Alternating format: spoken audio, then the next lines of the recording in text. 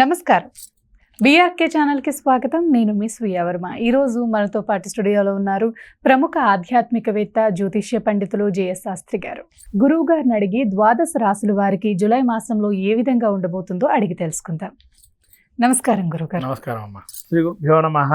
శ్రీ మహాగణాధిపతయ నమః. శ్రీ మహాసరస్వత్యై నమః. హరి ఓం శ్రీమాత్రే నమః. ముఖ్యంగా జూలై మాసంలో ఏ విధంగా ఉండబోతుంది ఏంటి పరిస్థితి అంటే మనకు ఆషాఢ మాసం అమ్మ. అవును గురుగారు. ఈ ఆషాఢ మాసంలో మనకు బోనాల జాతర అని ఇక్కడ చేస్తారు. గురు పౌర్ణిమ, తొలి ఏకాదశి, అట్లనే జగన్నాథ రథయాత్ర, ఇలా రకరకాల పండుగల సమూహమే ఆషాఢ మాసం. చాలా మహత్తరమైనటువంటిది ఆషాఢ మాసం. ఎందుకంటే ఒక్కొక్క పండుగ ఒక విశేషమైనది. ఎందుకంటే మీకు చూసినట్టయితే వారాహి నవరాత్రులు కూడా ఇలా అన్నీ కలుపుకున్న మాసమే ఈ జూలై మాసము. కాబట్టి ఈ జూలై మాసంలో దేవీ దేవతారాధన దీక్షాక్రమం ప్రారంభమయ్యేది కూడా ఈ మాసంలో నుంచే. కాబట్టి ఈ మాసంలో అందరూ కూడా నియమనిష్టలతో ధ్యాన ఆ యొక్క ఏదైతే దేవతలని ఆరాధన క్రమంలో వాడుకుంటారో, అంటే ఇక్కడి నుంచి ఇంకా ఒక దేవతను ఆరాధన మొదలు పెట్టుకుంటే మళ్ళీ మన ఉత్తరాయణ పుణ్యకాలం వచ్చేదాకా అదే దేవత ఆరాధనిస్తూ అట్లానే ధ్యానిస్తూ ఉంటే కనుక ఖచ్చితంగా ఫలితం ఉంటుంది. మనకు పురాణాల్లో చెప్పబడింది ఏంటంటే, ఒక స్తోత్రం కనుక ప్రారంభం చేస్తే అలా 6 మాసాల పాటు అదే స్తోత్రాన్ని తదేకంగా 3 వేళలా కానీ 2 వేళలా కానీ జపం చేస్తే కనుక ధ్యానం చేసినా జపం చేసినా సంపూర్ణ ఫలితం ఉంటుందని చెప్పబడింది. ఈ యొక్క ఆషాఢ మాసంలో రాబోయేటువంటి ఆషాఢ మాసంలో మనకు అత్యంత విలువైన మాసంగా చెప్పబడింది. కాబట్టి సంకష్టార చతుర్థి కానీ రాబోయే గురుపుష్య అమావాస్య కానీ అలా విశేషంగా చెప్పని రోజులు ఉన్నాయి. కాబట్టి అన్ని రోజులు కూడా ద్వాదశ రాశులు అందరికీ కూడా యోగాన్ని ఇవ్వాలని కోరుకుంటూ ద్వాదశ రాశి ఫలితాలు చెప్పుకుందాం. గురుగారు, జూలై మాసంలో సింహరాశి వారికి ఏ విధంగా ఉండబోతుందో తెలియచేయండి గురుగారు. ఈ యొక్క జూలై మాసంలో సింహరాశి యొక్క ఫలితాలు ఏ విధంగా ఉండబోతున్నాయి ఏంటని చూస్తే, ముఖ్యంగా మఘ నక్షత్రం 4 పాదాలు, కుంభ నక్షత్రం 4 పాదాలు, ఉత్తర నక్షత్రం 1వ పాదము సింహరాశి. సింహరాశి గ్రహస్థితి చూస్తే జన్మంలో కుజకేతులు సంచారం చేస్తున్నారు. అట్లనే 7వ స్థానంలో రాహువు, ఈ యొక్క 8వ స్థానంలో శని సంచారం చేస్తున్నారు. అలాగే ఈ శుక్రుడు వీరికి 10వ స్థానం సంచారం, ఏకాదశంలో రవి గురువు సంచారం, ద్వాదశంలో బుధుడు సంచారం చేస్తున్నారు. ఇటువంటి గ్రహస్థితి చూసినట్టయితే ముఖ్యంగా ఈ యొక్క సింహరాశి వారికి జన్మలో కుజకేతువులు. ఏ పని మొదలుపెట్టినా కోపంతో ప్రారంభం చేయడంతోనే ఉంటుంది. అంటే రజోగుణంగా సంపన్నంగా ఉంటారు. ఎక్కడ వెళ్ళినా కూడా కోపంతో చేయటం వల్ల తన కోపమే తనకు శత్రువు అనే నానుడు ఏదైతే ఉందో ఖచ్చితంగా వీళ్ళకి ఆపాదించే అవకాశం ఎక్కువగా ఉంటుంది. ఎందుకంటే కేతువు కూడా ఉన్నాడు కాబట్టి మళ్ళీ తానే పునరాలోచించుకుంటారు, ఎందుకు అంత కోప్పడ్డానా అని చెప్పి. ఆ విధంగా ఉంటుంది ఈ నెల. కాబట్టి కోపాన్ని వీడండి, సంయమనంతో ఆలోచన చేయండి, తద్వారా పరిష్కార మార్గాన్ని ఎంచుకోండి. అలానే 7వ రాహు ఉన్నాడు. అపార్థాలకు ఎక్కువగా లోనయ్యే అవకాశం ఉంటుంది. ఎదుటి మనిషి మాట విని అపార్థాలు లోన్ చేసుకుంటారు. ఎదుటి మనిషి చెప్పేది పూర్తిగా విని తద్వారా మీరు నిర్ణయం తీసుకోవడం మంచిది. అంతే తప్ప తొందరపడి నిర్ణయం తీసుకునే అవకాశం మంచిది కాదు. అష్టమంలో శని సంచారం చేస్తున్న ఆరోగ్యపరంగా కొన్ని ఇబ్బందులు వచ్చినా వాటి నుంచి బయటపడతారు. అలాగే శుక్రుడు మీకు దశమ స్థానంలో ఉన్నాడు కాబట్టి నూతనమైనటువంటి వ్యాపారాలు కానీ నూతనమైనటువంటి ఉద్యోగస్తులు కానీ పరిచయాలు కానీ ఏర్పడటం, తద్వారా వారితో మీ యొక్క జీవితాన్ని మళ్ళీ ముందుకు తీసుకెళ్ళటం అవకాశం ఉంటుంది ఎక్కువగా. తర్వాత ఏకాదశంలో రవి గురువు ఉండటం వల్ల మీరు ఏ పని మొదలుపెట్టినా 100కి 100% పూర్తయ్యే ప్రయత్నం చేస్తారు. మీ యొక్క ఎక్కడ కూడా మీ యొక్క ప్రయత్నపూర్వకంగా ఆగకుండగా ఎంతైతే మానవ ప్రయత్నం చేయాలో అంత మానవ ప్రయత్నం చేస్తారు. అలా రవి గురువులు మీకు యోగాన్ని ఇస్తున్నారు. గురుబలం కూడా బాగా ఉంది కాబట్టి చాలా యోగంగా మీరు ఏ పని మొదలుపెట్టినా యోగప్రదంగా ఉంటుంది. కానీ ఏంటంటే ప్రతి విషయాన్ని కూడా పూర్వంగా కులంకషంగా చెప్పే విధానం కానీ వాళ్ళు వినే విధానం కానీ తెలుసుకొని తగు రీతిగా ఉండడం మంచిది. అంతేగాని పరిష్కార మార్గం చెప్తున్నాం కదా అని చెప్పి మీరు తొందరపడి నిర్ణయాలు తీసుకోవద్దు. ఏదైనా సమయం పాటించండి. ప్రతి విషయాన్ని పూర్తిగా మీరు ఆలోచన చేయండి. 1-2 సార్లు ఆలోచన చేసి తగు నిర్ణయం తీసుకోండి.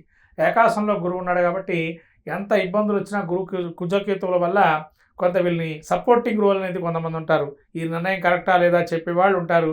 వాళ్ళ నిర్ణయం కూడా మీరు అడ్వైస్ తీసుకొని ముందుకు వెళ్ళడం మంచిది.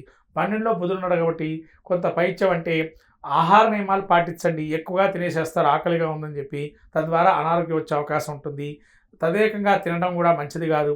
ఇంకో విషయం ఏంటంటే భుజాల నొప్పులు కానీ చర్మ సంబంధం కానీ దంత సంబంధమైన ఈ యొక్క ఇబ్బందులతో బాధపడే అవకాశం ఉంటుంది. అవి రాకుండా చూసుకోండి. రక్తహీనం కూడా వచ్చే అవకాశం ఉంటుంది. కాబట్టి రక్తానికి సంబంధించినటువంటి ఏదైనా డాక్టర్ని సంప్రదించి తగు వైద్యాన్ని తీసుకోవడం కూడా మంచిది. ఈ విధంగా సింహరాశి వారికి ఒక 60% యోగంగా ఉంది, 40% అవయోగంగా ఉందని చెప్పొచ్చు ఈ యొక్క జూలై మాసంలో. విద్యార్థులకు ఎలా ఉండబోతుంది గురుగారు? విద్యార్థులకు యోగదాయకంగా ఉందమ్మా. ఆలోచన జ్ఞానం తక్కువ పెడతారు, ప్రతిదీ ఆలోచిస్తే అది సొంతంగా చాలా బాగా రాస్తారు. కాబట్టి ఆలోచన జ్ఞానాన్ని పెంచుకోండి. ప్రతిదీ కూడా పుస్తకంలో ఉన్నది మనం దింపేటట్టు కాకుండా కొంత ఆలోచన జ్ఞానాన్ని పెట్టేట్టు ఖచ్చితంగా మీరు రాణిస్తారు. రాజకీయ నాయకులకి ఎలా ఉండబోతుంది గురుగారు? రాజకీయ నాయకులు కూడా ఇప్పటివరకు స్తబ్దుగా ఉండే వాతావరణం కూడా కొద్దిగా ఊపందుకునే అవకాశం ఉంటుంది. వివిధ అవకాశాలు వచ్చే అవకాశం ఉంటుంది. ఏదో ఒక రాజకీయ నాయకులకి నామినేటర్ పదవులనో లేదా చిన్న చిన్న పదవులు అనేక ఉంటాయి, ఆ పదవులకి వీళ్ళకి ఛాన్స్ వచ్చే ఉంటుంది. వ్యాపారస్తులకి ఎలా ఉంటుంది? వ్యాపారస్తులు కూడా యోగదాయకంగా ఉంటుంది. అహంకార బుద్ధిని మానుకోండి.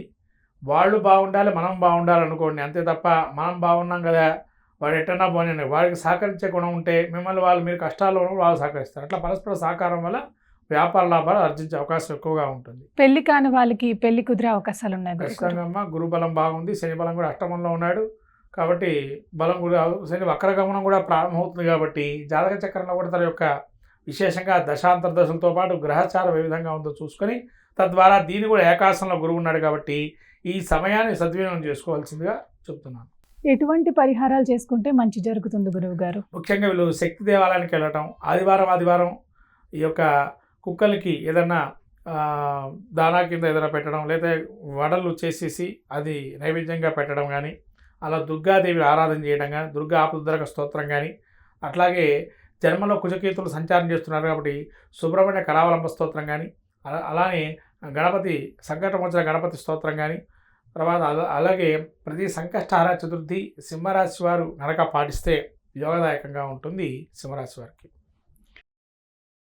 మొత్తం మీదమ్మా నవగ్రహాలు మనం చూసుకున్నట్లయితే ఈ యొక్క మొత్తం మీద ద్వాదశ రాశుల వారికి ఎటువంటి ఫలితాలు ఉంటాయో మనం చెప్పుకున్నాం. కానీ ఏంటంటే ప్రతి ఒక్కరికి ఒక సందేహం ఉంటుంది.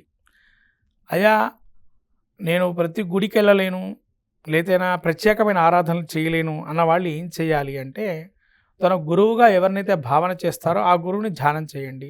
ద్వాదశ రాశుల అందరూ కూడా అట్లాగే శివాయ గురవే నమః, శివుడే గురువు అందరికీ. శివుణ్ణి ధ్యానిస్తుండండి, శివునికి తదేకంగా అభిషేకం చేసుకోండి, తద్వారా యోగాన్ని పొందండి. అట్లాగే ఎవరైనా కూడా నవగ్రహ గ్రహపీడార స్తోత్రం కానీ వినండి. మీరు చదవడానికి కష్టంగా ఉన్నట్లయితే వినటం చేయండి. నేను చెప్పే స్తోత్రాలు ఏవైతే వినటం ప్రయత్నం చేసినా కూడా ఆ స్వామి దేవీ దేవతానుగ్రహం కలిగి ఆ వినటం శ్రవణం కూడా ఒక భక్తి మార్గమే కాబట్టి తద్వారా మీ యొక్క గ్రహస్థితి నుంచి దోషాలు ఉన్నాయి కూడా నివారింపబడతాయి. తద్వారా మీ యొక్క ఏదైతే కార్యక్రమాలు ఉన్నాయో అవి మళ్ళీ మంచిగా ముందుకెళ్ళే అవకాశం ఉంటుంది.